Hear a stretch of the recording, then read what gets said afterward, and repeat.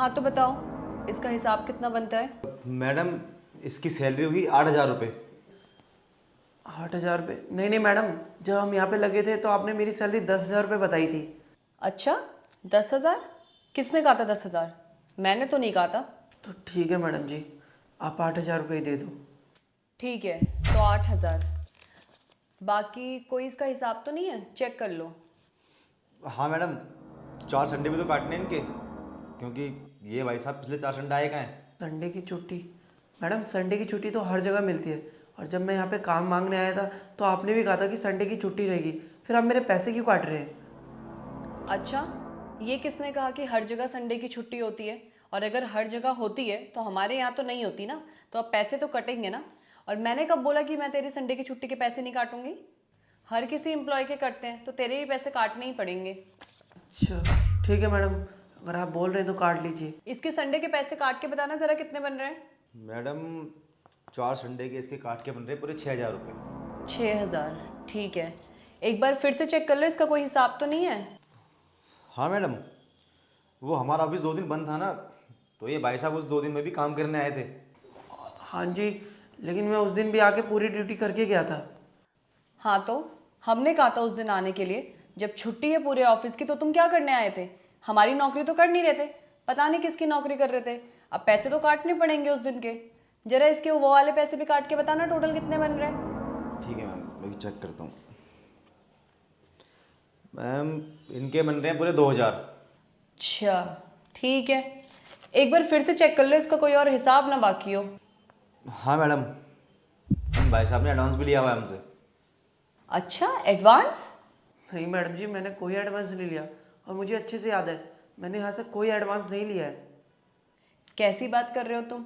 बेवकूफ़ समझा क्या यहाँ लोगों को? मुझसे ही तो तुम एडवांस लेके गए थे। तुमने ही तो बताया था तुम्हारी बीवी की तबीयत वगैरह खराब है, इसलिए तुम्हें एडवांस चाहिए। यहाँ लोगों को बेवकूफ़ समझा है क्या? अच्छा मैडम जी, लेकिन हमें तो याद नहीं है, बीवी की तबीयत खराब थी तो उस दौड़ भाग में भूल गया होगा। कोई बात नहीं, आपको याद है तो आप काट लीजिए। हाँ तो अब बताना इसका हिसाब कितना बन रहा है। अब तो मैडम बेचारे के बाद 200 बन रहे हैं। 200? तो ये लो तुम्हारे 200 रुपये। अरे अरे, रुको एक मिनट, पागल हो क्या? तुम्हें मैंने 200 रुपये दे दिए और तुम लेके जा भी रहे हो। मैडम जी, आपने तो कहा ये छुट्टियाँ काट के एडवांस काट के 200 रुपये बनते हैं, तभी तो आपने मुझे 200 रुपये दिए। और आप गलत थोड़ी करेंगी, जो मेरी छुट्टियाँ उनको काट के इतने ही बचते होंगे, जो मेरा हिसाब बन रहा होगा वही तो देंगे, इसलिए मैं जा रहा था। अभिषेक, तुम बहुत भोले हो और बहुत सीधे हो, और ये तुम्हारी क्वालिटी है, इसको कहीं अच्छी जगह के लिए यूज़ करो। तुम्हें अच्छे से पता था ना कि मैं यहाँ पे झूठ बोल रही हूँ और ये भी झूठ बोल रहा है, तो तुमने झूठ का साथ क्यों दिया? और ज़रूरी नहीं है कि मैं बॉस हूँ तो तुम्हें मेरी सारी सुननी पड़ेगी। अगर तुम्हें पता है कि मैं गलत हूँ तो तुम्हें गलत के खिलाफ आवाज़ उठानी होगी। अगर तुम अच्छे हो ना तो अच्छाई के लिए खड़े हो, झूठ के लिए नहीं।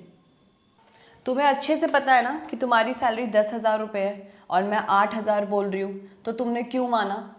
और तुम्हें ये भी अच्छे से पता है कि हर जगह 4 संडे छुट्टी होती है, तो मैं तुम्हारे पैसे क्यों काटूंगी? तुम्हें इस चीज़ के लिए भी आवाज़ उठानी चाहिए थी। और एडवांस, तुमने कब एडवांस लिया?